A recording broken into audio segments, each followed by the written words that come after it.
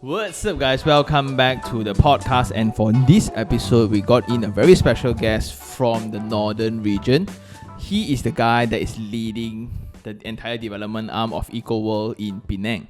And based on our few visits to Batu Kawan, we have witnessed the entire implementation in this amazing new township of Penang, right? Therefore, we are having him today to kind of explain the insights, because to me, I'm very fascinated with their ability to place make. You can generally throw them any piece of land and they will have the same development approach. So again, that's enough. Check out the podcast. First of all, Mr. Chan, I think now I should call you Dato Chan, right? Dato Chan, congratulations first of all. Thank you. Welcome to the show. First of all, can you introduce yourself to the audience? Like, what do you do? Okay. Anyway, my name is Chan Su Hao. Okay, I'm originally a Kedah boy. Kedah? Yes, I'm a Kedah boy. But I was born in Penang. Okay. So actually, I bear the 07 of Penang identity lah. So, but in actual fact, I was a Kedah boy for 12 years there. Then I moved to KL together with my dad. And then I studied here. And then I went to Perak to study. And I went to Negeri Sembilan. So I've been You're a everywhere. Malaysia boy, are you? Yeah. I got buang negeri everywhere. So ended up in the UK, finished my degree, came back, settled down in KL. Until 4 years back, I was sent to Penang. So here I am, back to, as a Penang Lang. Penang Lang. So the main reason why Mr. Chan, Dato Chan here is here with us today, right? It's because he is currently leading the Penang region development for Ecoworld, right? And we have seen their projects. Their landed one, which is in Batu Kawan, with the high rise in the island, Eco Terraces in Paya Terubung. Sometimes a lot of people thought that I kind of like Penang already because I know all the address. I first thought that you were Penangite as well. So my mother is also from there. She grew up in Pulau Tikus. Then the way she scolded me last time, all use Penang wa. So I can always respond back in the Penang Hokkien. Anyway, so we are here to actually talk about like the entire realm of, because it's very interesting from a KL perspective looking at Penang, and you as well. When you briefed just now before the live, right? We came from KL into Penang and start developing, and we see Batu Kawan as a whole, right? So we're going to talk a little bit more about that, and maybe the first question for you is, how did you end up in development? Okay. I think probably my story went way back, after my graduations, and what course that I wanted to take.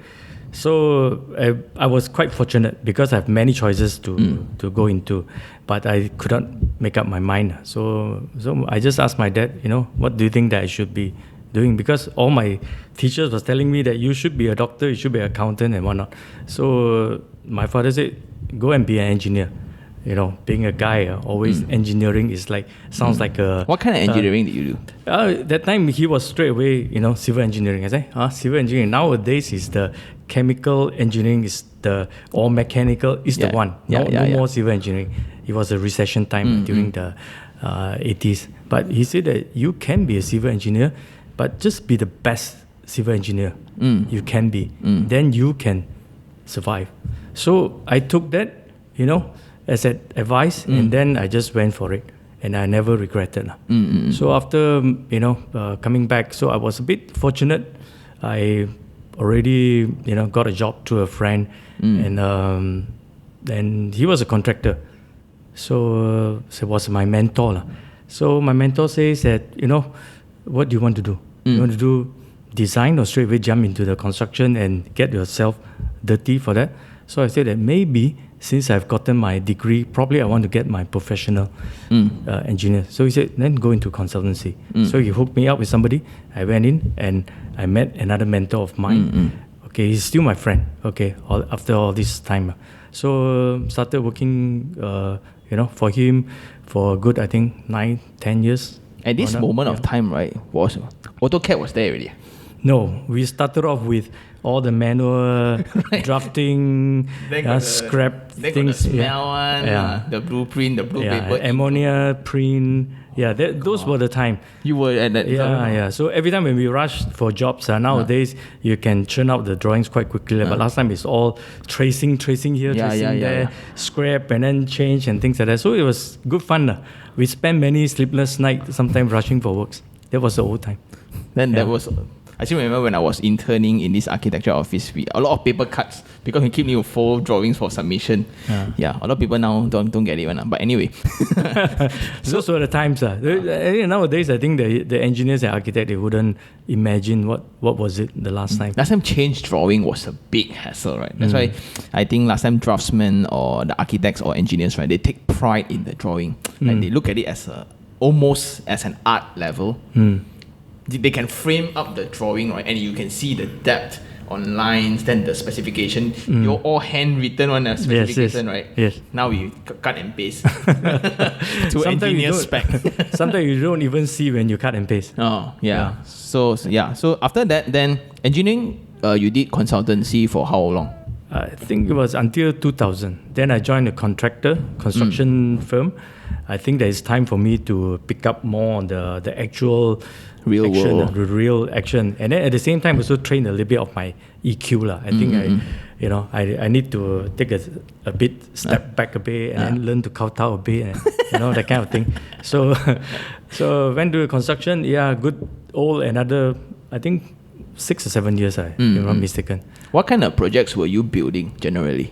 I was mainly on infrastructure. Even the construction, during the consultancy time, I was major in infrastructure, highways and whatnot. It means this time were NKVE not there right now? North-South Highway? Under construction. That was the biggest project. I meet part of my mentor as well. He keeps sharing to me like, Sean, last time when we built the highway, now you drive 130 on the road, you think like nothing. You know how much work was in there. You open the forest, do all the crusher run, the sand, the leveling. Okay. So I think it's that was the mega infrastructure. I think that changed the whole real estate for all states actually. Then from there, then what's your biggest take, right? Difference in working pattern from a consultant to contractor? Actually, ultimately, my goal was to go into development, to be frank. Oh. So I'm picking up what I need, the basic. Because being an engineer, sometimes we are very conservative. We always want to build the foundation. So you try to do, learn everything, then only go into the real action. Everything is about safety factor. Right. Yeah. Then, so then, like the take is after seeing the design, after seeing the real action, then I think that probably is my time to get back to the real development game. So that's why I joined a developer after that. That was like maybe 8-9 years back. 8-9 years ago. Yeah. Okay. This was almost that. The first bull run finished already. First bull run finished already. Yes. Then contract. Okay, so I always tell this to younger grads, young engineers or young architects, right? Because back then when I was a young chap, my CEO or my boss back then threw me on site every day. So I didn't have any formal shirts for very long because I was always on site. Then until the contractor sometimes, hey, morning hurdle, why are you not there? Hey, I'm the client. Why you thought that I'm part of the team, is it? So it was until that extent, but I think that helped me grow a lot. Because of whatever we draw, sometimes in drawings they are just lines. That extra line, right? Sometimes, but when we look into the real world, what that line means, right? And it's a huge discrepancy that always, if you don't understand, sometimes when we go to site meetings, contractors and consultants fight, right? For one line that was clearly a mistake. But then do you see that consultants being sometimes superior than contractors? Do you feel that? I wouldn't think anybody is more superior. They're all carrying their job in their respective areas. So consultants knows the compliances and and the design guidelines and then the codes and whatnot. So they're just applying their knowledge to make sure the design they actually optimize.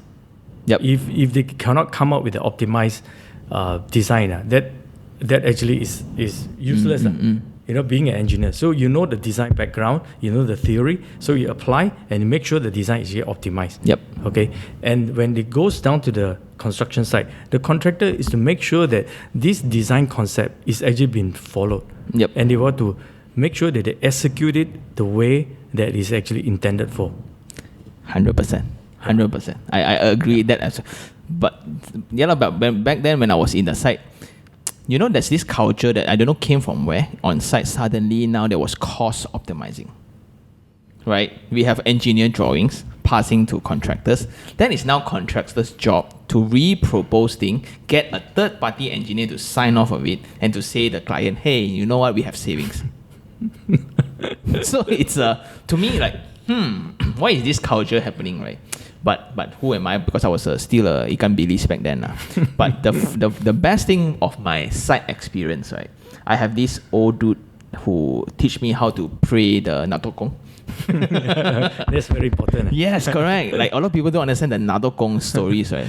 It depends, but I was not as faithful back then. But when you look at it, wow, crazy. Then the other one was how they use a lot of tacit knowledge. Like when we need to do site works, we need to mark out boundary, right? Yeah.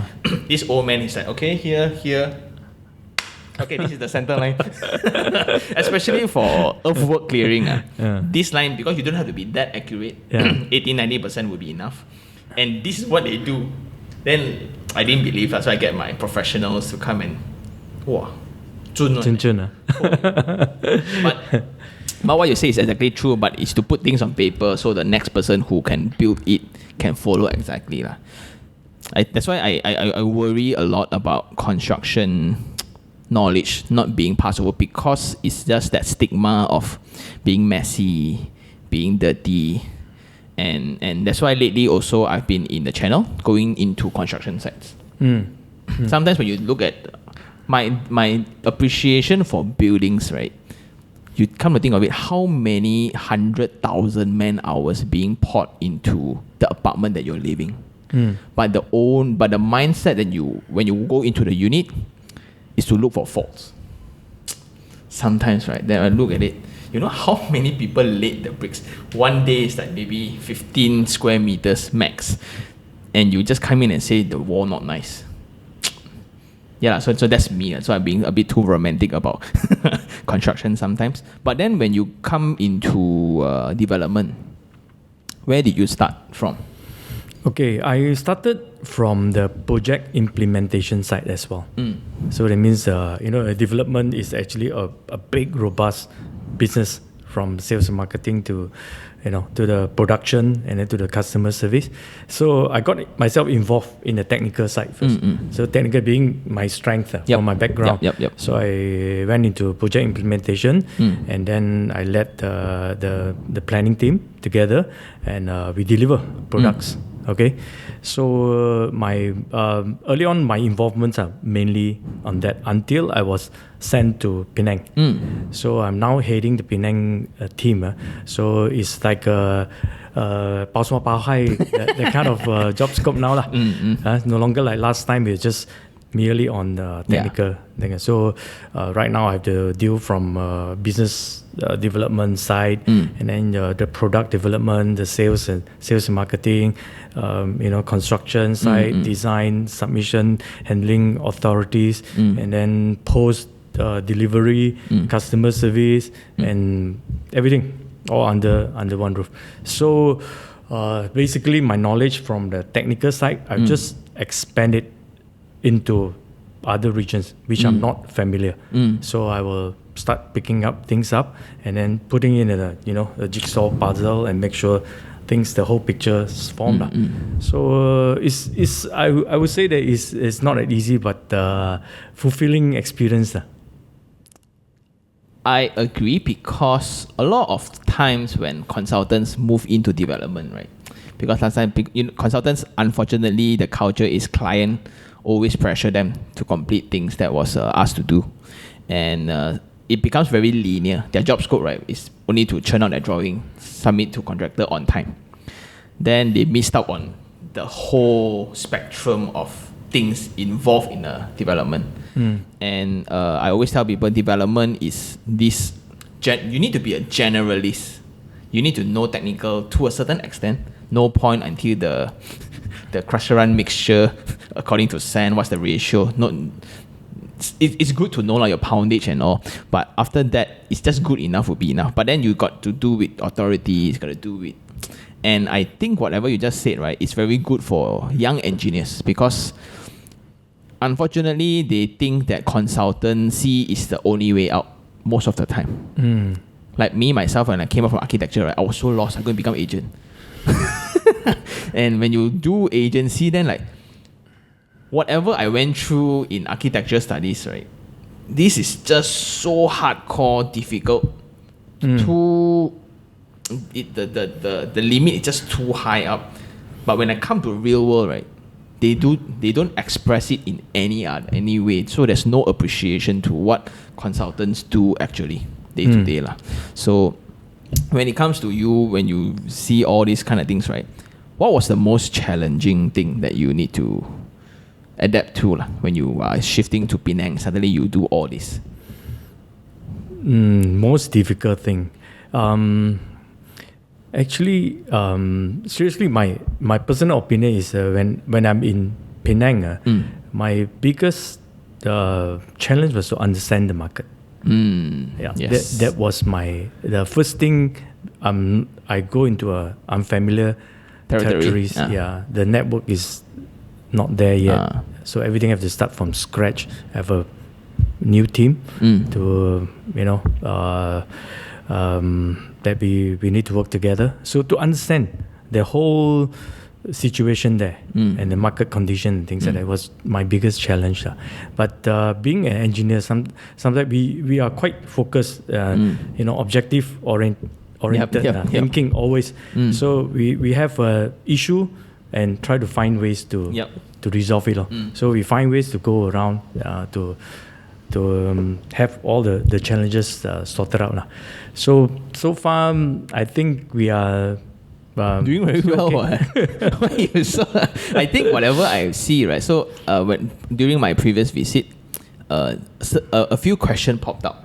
Right, number one is, how can your team, right, have that consistency throughout all developments? Like that brand identity, a lot of people thought that it's just a logo. To me, not really. It's really that product and experience, right? Once I go in by the infra itself, the road width, that 1.2 buffer for the landscape and all, no one gives 1.2 and a lot of people give 600 only. Then you all give so large, right? Immediately, I'm in a new place by Ecoworld. And how is there a guideline that your team needs to follow from group, or is it? I don't think this can be done in a way where everyone's idea is implemented. Sometimes when we see a lot of developers work, even next door, you cannot tell it's from the same developer because it's managed from an entire different team. So how does your team keep that in tally, to keep all projects in tally, right? Like from Johor, from Eco Majestic up to Eco Horizon in Penang, all the same one. How do you all do that? I must say that this one start from somewhere. Okay, the top. Our CEO Dato Chan has got a very good vision. So a lot of direction actually has been set. So the DNA of development is all the while is there, and it is keep refining and refining. Okay, correct. So the design, the nature and art, the concept. Yep. So this design concept was first formed up. So the sustainability, what sort of things that we need to put into our design.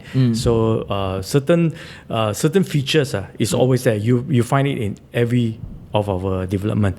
So that is first set. So the second thing is education for all the projects, the team members to be familiarized, and then to make sure that they buy into it first.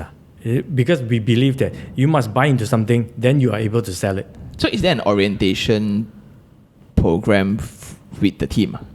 We operate because over here we have 3 BUs. So in fact we work together quite closely. So certain information and whatnot we share among each other. So that the DNA, once it is formed, so we will try then to standardize it and then apply across all our different region, different BU. But with the local taste, we can make certain changes to suit the local preference. But the gist of it is more or less there. Then you can expand. We still have a free hand, to think out of the box, to do something different. So once we have done it, if let's say it is successful and well received and things like that, so this information will also be shared among other BUs. So everybody progress together. And if there's any lesson learned and whatnot, we also share. So that we can, shorten the learning curve to everybody, so that we can get to that point as soon as we can and keep on improving to make ourselves better. So I see that a lot in you guys punya products, especially like the innovations you guys put into landed property. Most of the time, a lot of people would just say real estate is the slowest technology advancement if you compare to if you compare to communication, if you compare to anything, right? But when I look into your products, a lot of people don't get it. But like how you play with the semi-D that looks like a bungalow but it's actually 2 owners just changing the facade, like the Cohomes, which is the recent townhouse. It's like those old school 1980s townhouse where upper floor, lower floor separate. But you guys decorate it in a way where it's I would buy it, but just that it's not in a location that I want. So don't come for me or the sales stuff. then when we see that, right, how do you guys approach innovation in a way where back then when I was in development office, most of the time, because it's hard to do, not proven. Like for example, Ergo Homes as well, the one at the tree house together one. I think it's excellent, and I'm personally as an enthusiast, I am very passionate when I see new thing. How they resolve the common areas, and then how does the neighbor? I think about all this kind of thing. But then how does your team approach innovation in a whole? Like how you guys embrace it? Does this come from the staff itself, or does this come from where does all this idea come from?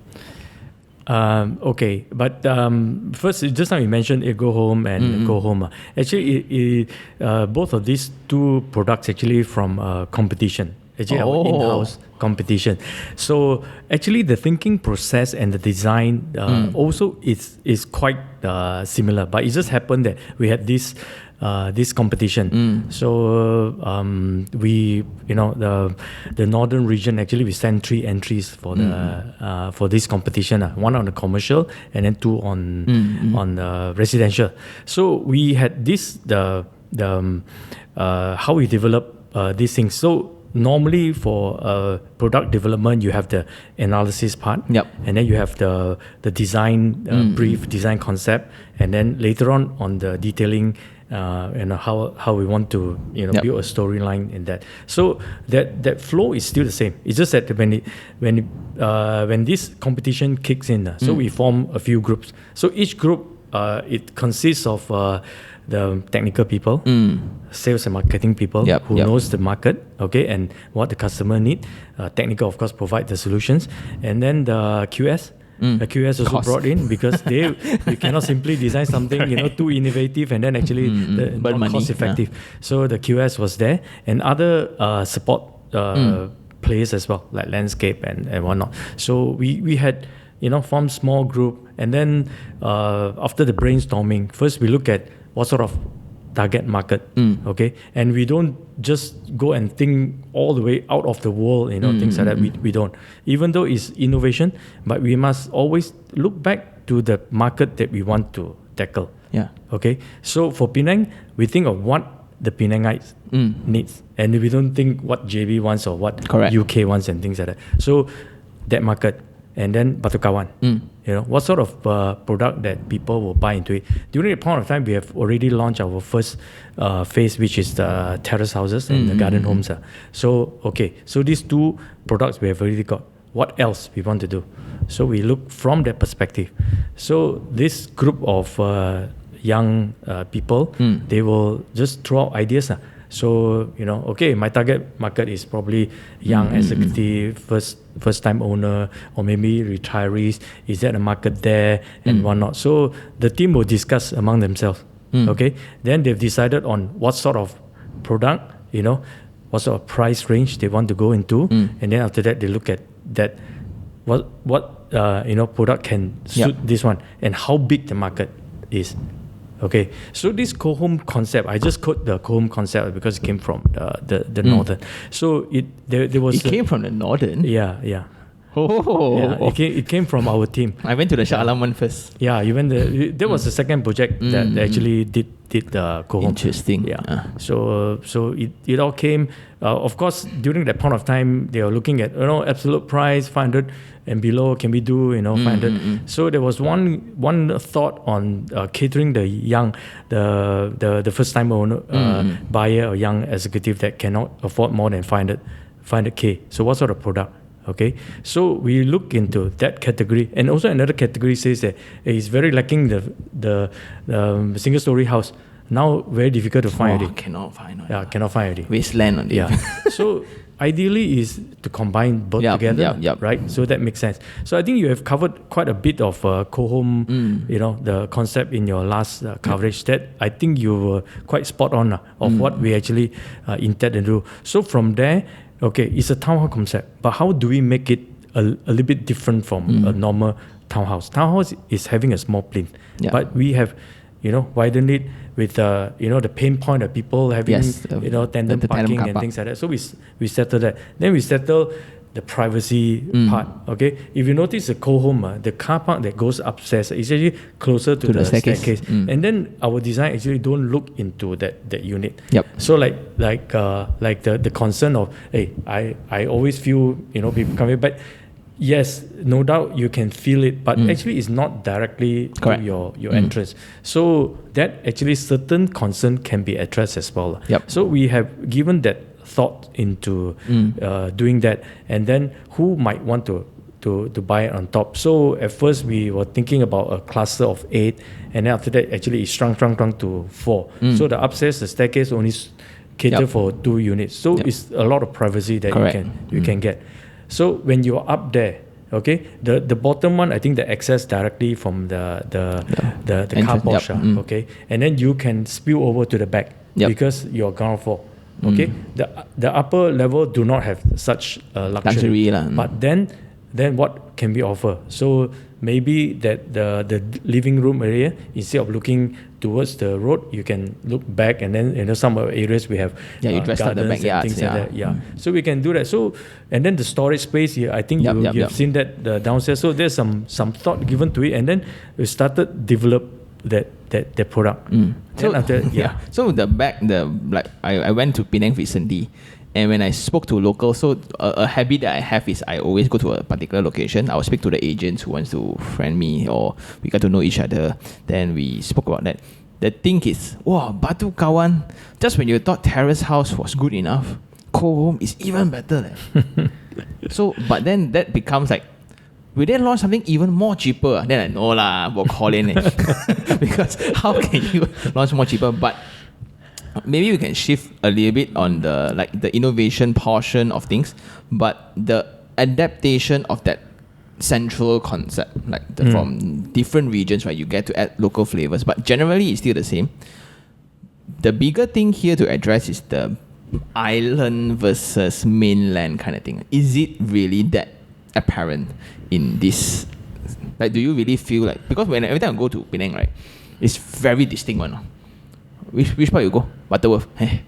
What's wrong with Butterworth? I recently went to BM, the Bukit Mertajam, to go to the what school is that? The secondary school. Then Red Sing. Red Sing. Then Red Sing, next to it, there's one new townhouse also.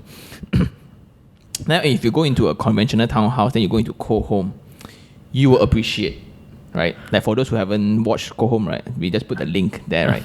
Then you can see. Then I think that when you go into Penang, part of the thing was to understand the culture. And from KL, we don't have such thing. Like KL, PJ, people don't go to each other, we know. KL will always say KL, PJ will always say PJ. How serious is that in Penang? Is it very serious? Like the first hurdle to go through from Penang Island people, will they really come over to the island? No.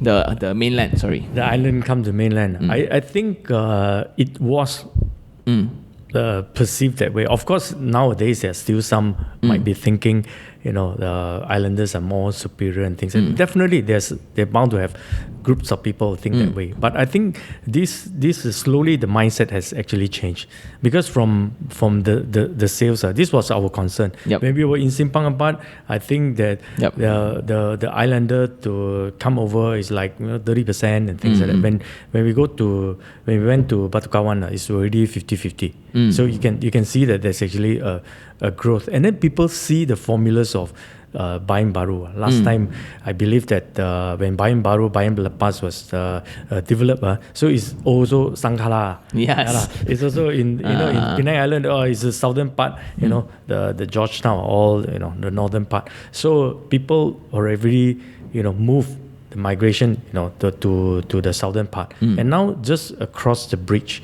and you can enjoy much ample space, lower density and things like that. So it is a progression, I would say. Okay, it may not seem to be 100% that this is all open up, but I believe that in the future, people see when Batu Kawan is up. That's actually the third satellite city. So once it's done, people see the result, the how a new township is being built. So it will become more welcoming from people to move from the island side to come over to mainland. This is what I think.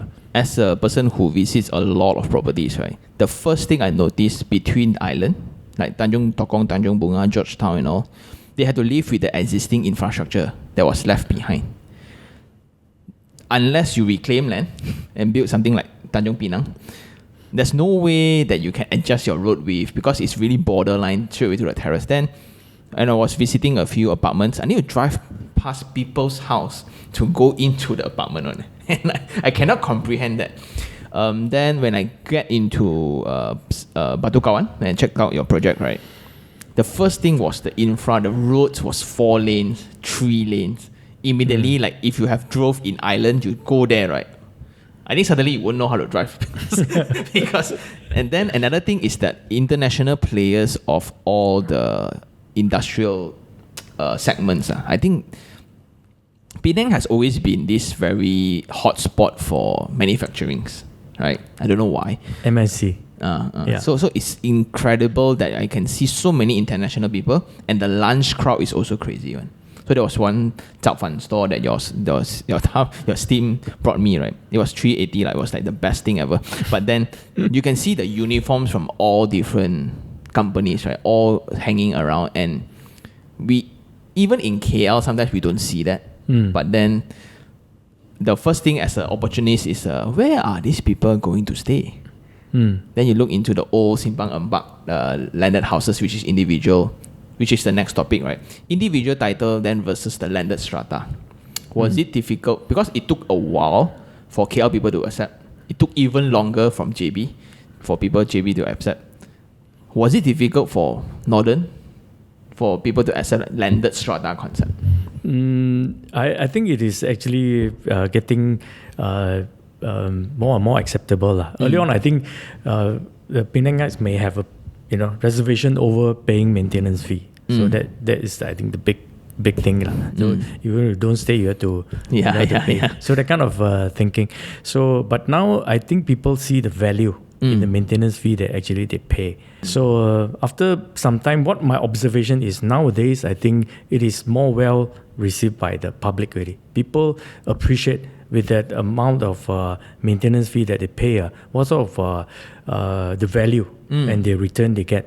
And anyway, Penang has actually full of condominiums. You pay maintenance fee anyway.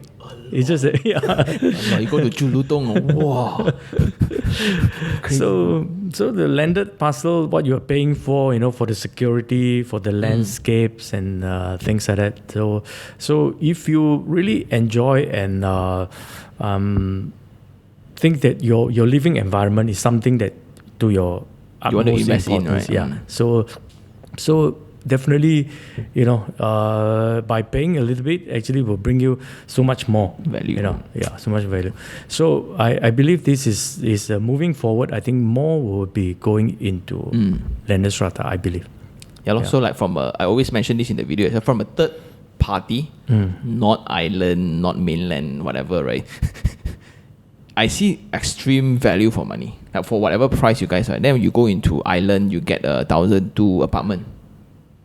Right? Yes, I know the school is there, my mother-in-law is there, everyone else is there. My favorite green roof Hokkien mee is there. But living, right? So that's why I keep telling people that, other people, yeah, you mainland person, but whatever lah. But then anyway, so when you go through the entire Penang thing, so there's this news that really, like throughout 12 years of experience, I've never witnessed something like that before, which is the conversion of land title. Oh, okay. From leasehold to freehold, right? And the best thing is, I heard this from the buyers before you guys told me. The buyers, hey Sean, is there such thing where people can, I buy a leasehold, right? Suddenly I get a freehold. My direct response is, Mano ane ho eh. So easy. We do so hard and apply so many things, right? So what was that all about in the like how did it happen for your side? I must say that this is because of the land transaction. So we will all the while been trying to apply. To get it as the freehold land, because our neighbors are freehold, and then there was some history in the land transaction. So when we gotten it, because of the owner which we had gotten it from, so it has to be transferred to us as a leasehold, and then we will do the application for the process of converting it to freehold, of course with some payment of premiums. So it was an ongoing process since day one. Since when I came on board, it was we've been trying to do that. Wow. But change of government and things like that. So there was a hiccups here and there and whatnot. So it was a long process until we have finally gotten it. So the first batch of the purchaser, of course, they benefited. Because we cannot sell them as freehold development in the first place while things is still ongoing. So it was a leasehold project. Then, good thing, happened before they gotten the key. We have managed to convert it. But I think during the key handing over, it wasn't finalized yet. Yep. Yeah, it wasn't finalized yet. So the amount of emails that come into my inbox, Sean, now I don't know the house is leasehold or freehold, but when you buy it's what? Leasehold. Tak apa lah. Since you are paying for a leasehold property and you're getting maybe a freehold, right? So the next question is, you guys are not charging anything to the earlier buyers, right? No. Wow. It's like a gift to them, to be frank, for their support, to Ecoworld. Because if you look at it, the main setback in that place, right, would be the immaturity. Everything is not there yet. The next would be the leasehold, because landed, ultimately people, right?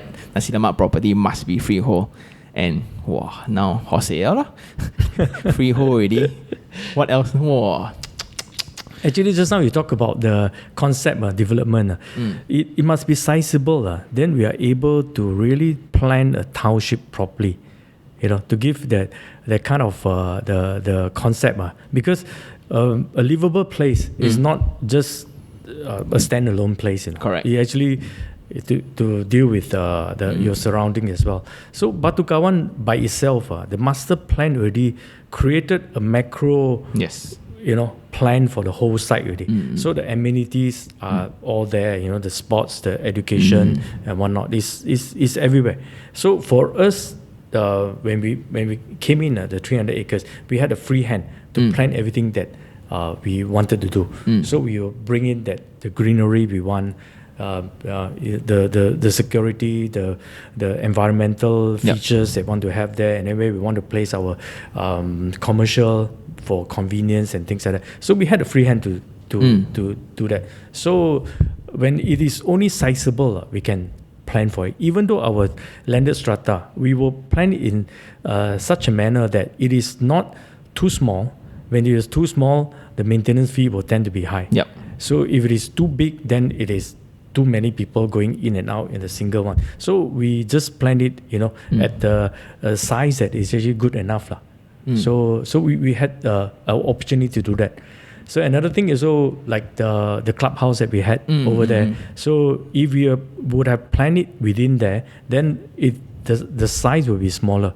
Yep. And then the maintenance fee to the residents there might be higher.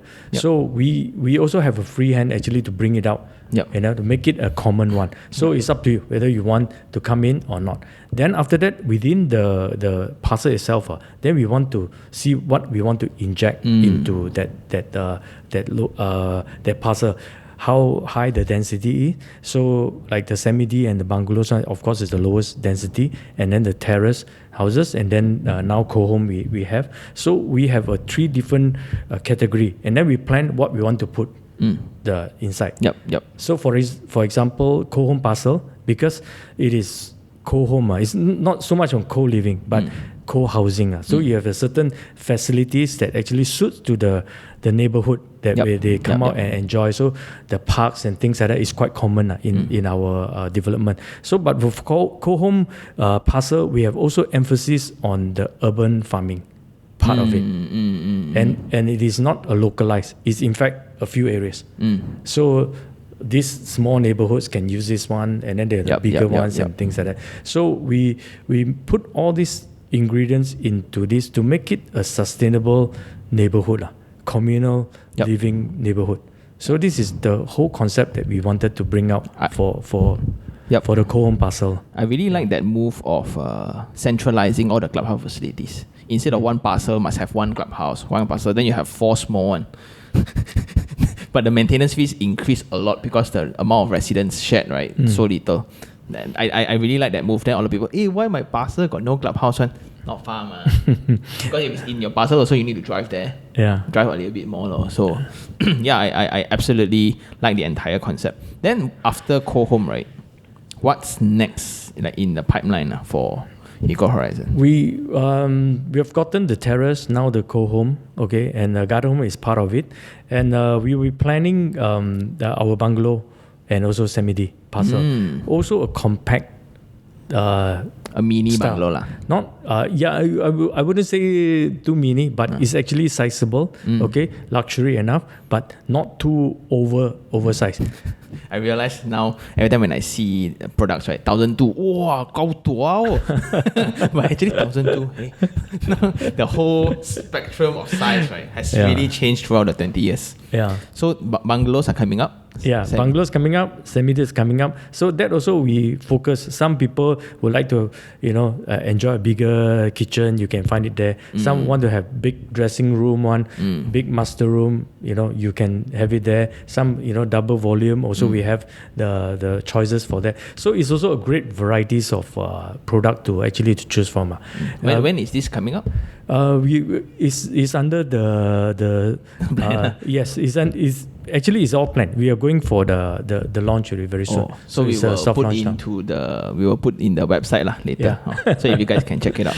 So like we just now spoke a little bit more, and we realized that we came across each other in Johor when I was a junior executive in development, and he was back then still a consultant.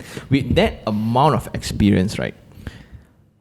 How is your first home like? My first home. Okay. Where you buy your first home? I was quite fortunate lah. Just now I said that I followed my family to KL, so I've been staying in my dad's home. So I would say that the real house that I actually bought is the one that I'm right now still keeping. Okay, so it was an upgraded homes from my earlier one. So we really loved the place a lot, especially my wife. So we've been hunting around for 3 years looking for subsale. Okay, so we came into this house, really run down leasehold bungalow. Okay, but the land is huge. So I thought that this would be the ideal home. Yeah, the ideal home, because we are engineers, right? So we know what to do with it. So I hired 3-4 workers on my own. You do it yourself? Yes, we did. So my wife was the supervisors. But come to think of it, it took me 6 months to be frank. Might as well just hire somebody and finish it, right? No, because during the point of time I was working for a contractor, so I've got some resources as well, so I can get attractive prices for construction materials, and then help here, help there. Many friends also help me out. My ex-boss also has helped me out. So without them I wouldn't. How big is the house? Own it. It's land size wise? Land size is 7,000 square feet. Bungalow is 50 by 80? It's a bit of odd shape. Odd shape, odd shape. So I bought it like 700 plus. So 700,000 when? When I think 2-3 years ago only? No. Many years back. 2000 something. I think I moved in 2008, if I'm not mistaken. So let's say it takes you a year to complete for 13 years ago. 13 years ago. Yeah. That time after not long after Asian financial crisis only, right? Yeah. Whoa, 700. It's just recovered on the Was it a good deal when you buy? I felt it was a good deal because of the place is at the cul-de-sac and things like that. So it's very quiet and things. You're still staying in there? Yeah, I'm still staying there. Yeah. Okay, that's why we cannot tell you the actual location. So, why Sean don't want to say the location? Well, I think he sure got jalan. It's for privacy reasons. But it's around Taman Desa area, Oakland Road area, right? It's those old rich neighborhood. I call them the old rich neighborhood, right? Because it's back then, 20-30 years ago, it's already there. Right? So it's those kind of areas where I can only see from afar because I bought a place opposite. Then I look at the land. Wow. But okay, there's something about land, right? 7,000 square feet may sound wow for you if you know what to do with it. Like if you give me 7,000 square feet, right? Sure, lalang one. The first thing, I think most probably, if I don't have the money side to support, right? The 7,000 will all be concrete. Concrete, cement, screed, gauti. Because what's your goal like in terms of dream home, right? Like before we go there, like when you buy this house, do you invest in properties? I did invest. I did invest on another shop. So that the one is another story altogether. It was also an experience to pick up. But to talk about a place to stay, because I believe that all of us, a different period of time, the need is different. So during that point of time, I still have my children. My children are still young. So I want my children to run around in the lawn and things like that. And then I have my parents, probably coming to stay with us. So my dad likes, to plant things and things like that. So I wanted a place where there's a lot of greenery. So that was my need during that point of time. But now I don't really need the space with it. Like you say, the full of lalang. So it's my job every time I come back here. I have to clear the lalang, do the lawn mowing, and now I'm making my son to do it. So he hates me for that. So, yes, maybe you can talk a little bit more about this phase of housing needs, right? I think I realized lately, just suddenly, because my kid came out 7 months ago, then suddenly when I look into landed properties, right, I used to not like them from an investment point of view because it's a lot of hassle. Like the renovation fees also higher, everything also higher because bigger build up. Then suddenly when I can imagine, my son would enjoy that extra space for running, right? That my family. Like when you were starting out, you have always been staying with your family in the older house. Is it? Yes, at one time. So at one time. Like, have you ever really stayed in an apartment before? Not really. Wow. Not really. That's why there's also a thing that I always say in the channel where your generation who has landed only back then, apartment is something that we built for work only. Right? There's this gap of understanding landed versus high rise. If we tell our next generation right now, apartment is the way to go because landed is way beyond affordability. You don't even talk about owning a landed, unfortunately. It's not whether I like or not. Bo pian, cannot afford. So if you come from a landed point of view, how much did you spend on your home in terms of renovation? Like you buy 700? Because that place is a bit run down. So I have to spend about 300, close to 300,000. And this was 14 years ago. Yes, yes. Because I had the electrical, all the building services all redone, and then there's certain renovation here and there, and then air condition, furnitures and whatnot. So during that point of time, I did spend about 200-300. But I think if you're putting it in today's context, it's going to be much more than that. Yeah. So like now, how much is the house if you were to sell the house now, right? I've never asked. Never asked. Yeah, I never asked. Yeah. 1.5? Maybe. 1.5 maybe, right? Easily, right? Because I can get 1.5. So, like, when you only... So far you bought that house that you stay in and the shop lot, right? The others, like, because you've gone through so many developments, so many opportunities, and there's always business associate discounts, right? Your consultant, hey, Chan, come lah, buy one lah. You didn't pull any trigger. Actually, the first investment that I did was on the shop. So straight away first on the shop, really. Yeah, first the shop. Actually, I didn't.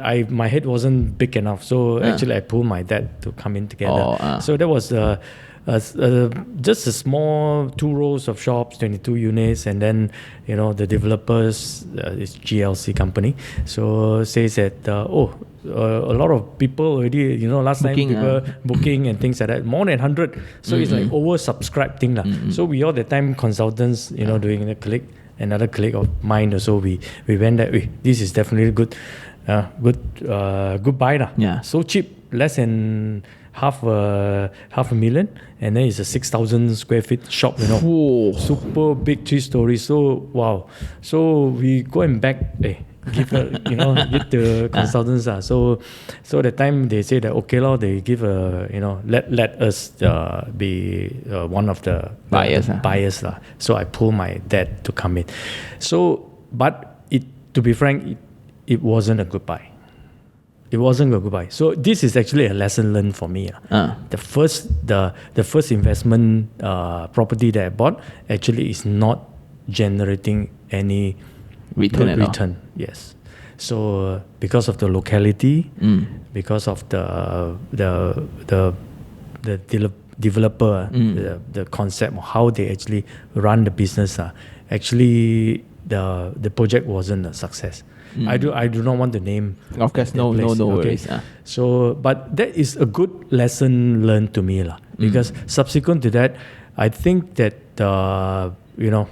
I be more careful when I plan any investment in property. So that is actually very siong for me being the first one. So I didn't actually capitalize on the next bull run. So I missed that one seriously because of this one. Okay, so the first bull run, I think in the 90s. The 90s, I really missed that one totally. Even you were in the industry already. Yeah. You were witnessing all your subcon all make money. Yeah.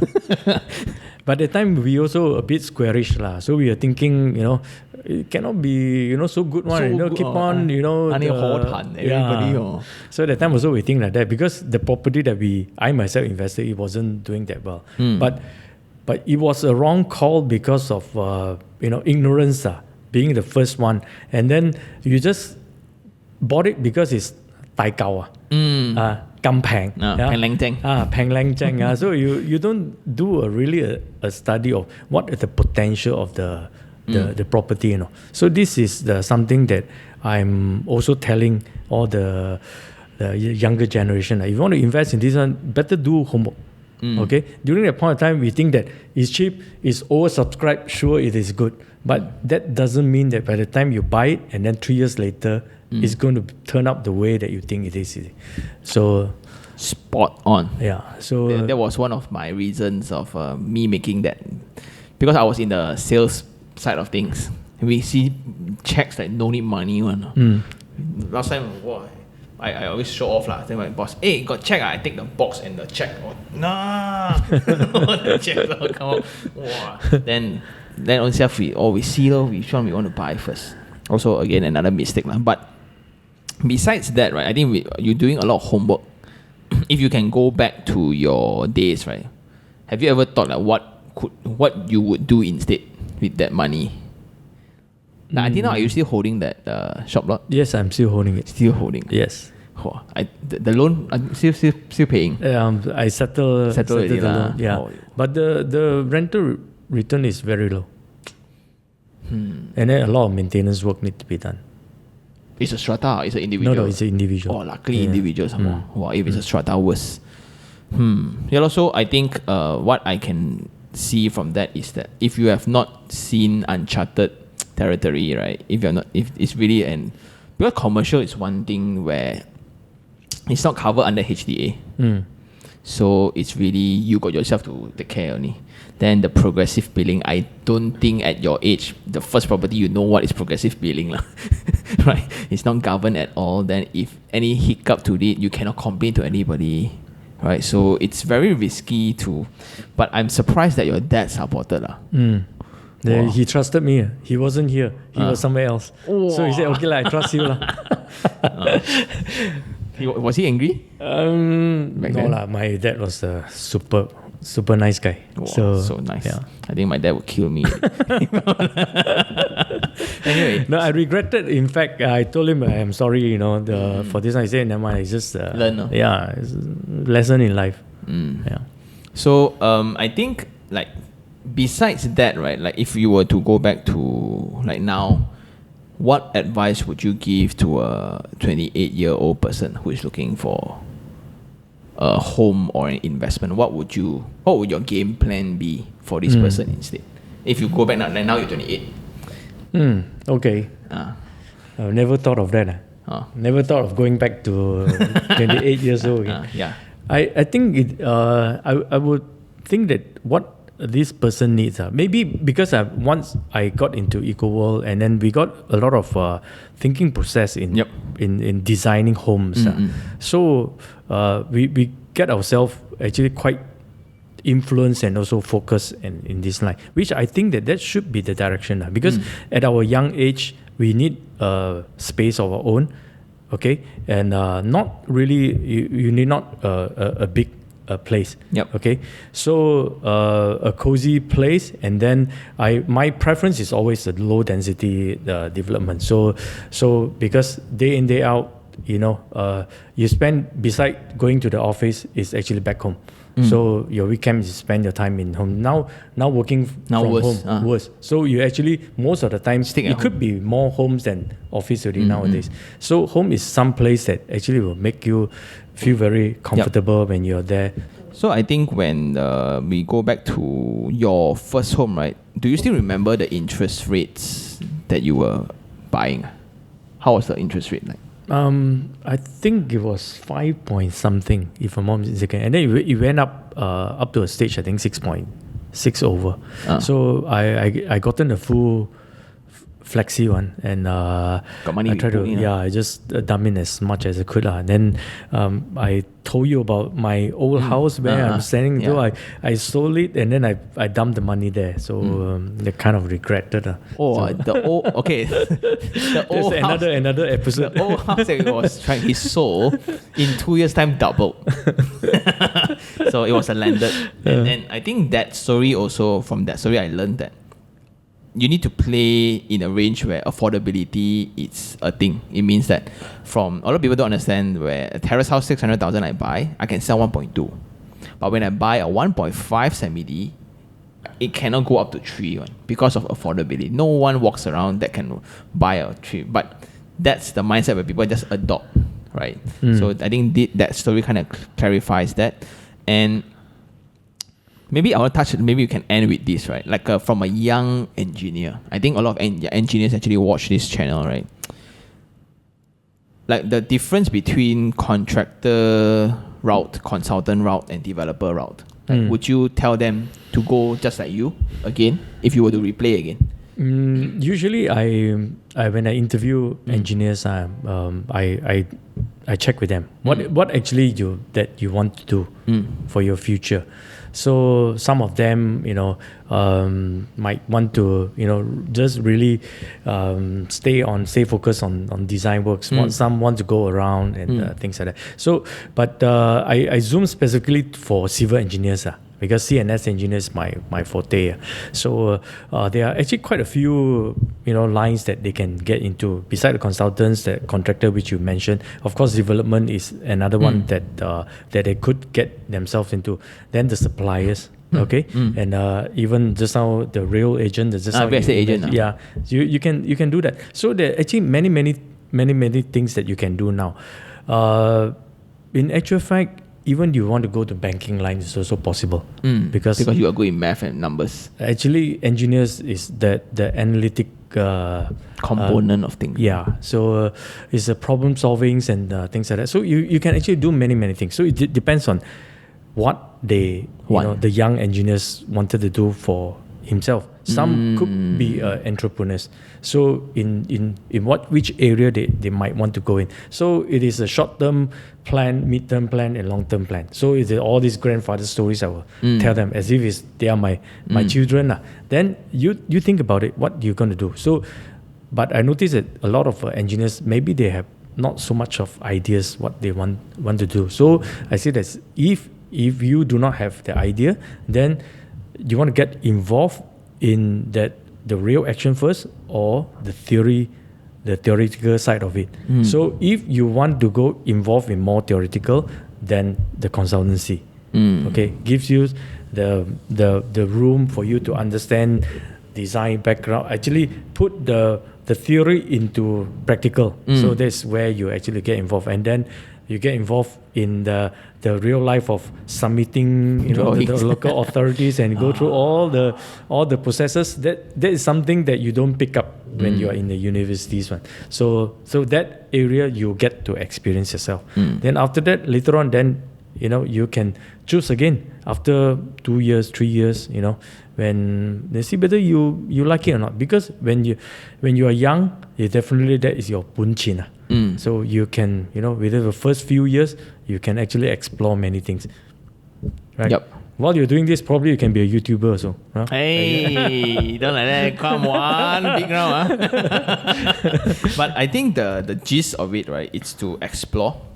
I think because a lot of people are just like, I study engineering, must become consultant. But I would still recommend people to start off being a consultant, to really go through that grind first. Because I think in development line especially, like a lot of bosses level, either from technical background or commercial background. Technical means engineering, finance, banking, investment banking. They know numbers like, I don't need, this is not right. Out of the Excel sheet with 1,000 numbers, right? Sean, that is wrong. How? The other side of things, commercial, is that they know the market inside out. They are every day in the market. They invest a lot, so they know exactly what the consumer wants. And then when they feel, so that the art side, this color not right, they can say this color not right. That's why there's these two leagues of bosses that I always see among developers, and I very apparent that you are on the technical side of things, because like you say, like engineering, that analytical skills, identifying a problem and solving it, it's just part of what the industry really needs right now. Okay, and I think that's about it for this episode. Thank you very much again, Dato Chan, for coming in, giving in. So what I learned a lot is the insight of how you develop, right, and that mistake you shared very funny. Then I think maybe in the future when you come in again, right, we get to talk about empty nesters. Like now, after your children go to study or whatsoever, right? What do you do with the house now? Then the third thing is that the Penang thing. I really am happy to see Batu Kawan being, because that was one of the opportunities that I get to document the entire development of Batu Kawan. Let's say 15 years, 20 years down the road, right? Hopefully we are still here. The channel can see the growing of Batu Kawan, and I'm there, although I'm not in your team, but I'm there as a sampatfler who actually just shoot. It's just very fun for me to document the entire process, because it's that KL fusion perspective of products that is implemented in anywhere, and that has always been your company's strength of placemaking. You guys can just buy any plot of land, and make it the same way, with the same formula, but with different talents. So that is what amazed me all this while. Like, if you go to anywhere, I step in, I look at the pavers, some to an extent, the pavers arrangement, I know it's you guys really. The company that I came from, it was a certain arrangement, because they have their own supplier. So they want square version, you want to go the gigi a bit, hey, this one. So with that, this episode, I'm very, very excited, and I'm glad that after all this, we are able to meet each other and we go way back. I just realized we go way back, but I think that's all for this episode. Thank you very much for watching. See you guys on the next one. Anyway, it's my pleasure again, Sean, meeting you up, and we can have a good chat over here. So I really appreciate. Yeah. Thank you. Yeah. He's so humble.